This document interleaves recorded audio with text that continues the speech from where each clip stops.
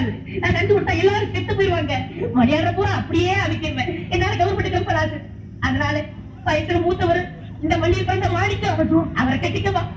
அம்மா நான் ஒரு தேவாரிமா, நான் ஒரு குழம்புக்குமா, நான் ஒரு சோமாரி, அம்மா நான் ஒரு கேட் மாதிரி, நான் ஒரு மொல்ல மாதிரி, ஐயோ நான் ஒரு செல்ல மாதிரி, நான் ஒரு முடிச்சாருக்கு, நான் தந்தையில போறேன், நான் ஒரு தங்கச்சி. உண்மையை சொல்றவங்க தெய்வத்துக்கு சமம் சொல்லுவாங்க.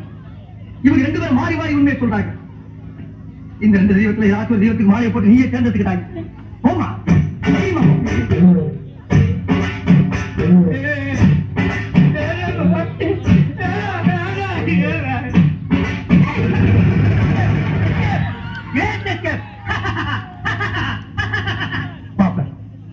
என் மணி மேல கண்ணு இருந்து கழிவது கண்ணீர் வந்தாச்சு.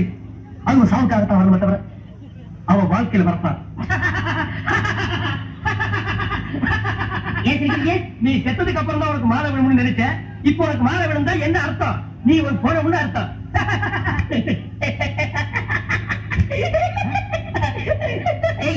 அட பாவி, இந்த துக்கத்தில் உனக்கு எப்படா திருப்பி வருது? இந்த மூஞ்சிக்கே உங்க மூஞ்சி பிடிக்கலையே, இனிமே உங்களை எவன் நடிக்கிற போற அதை நினைச்சே சிரிச்சேன்.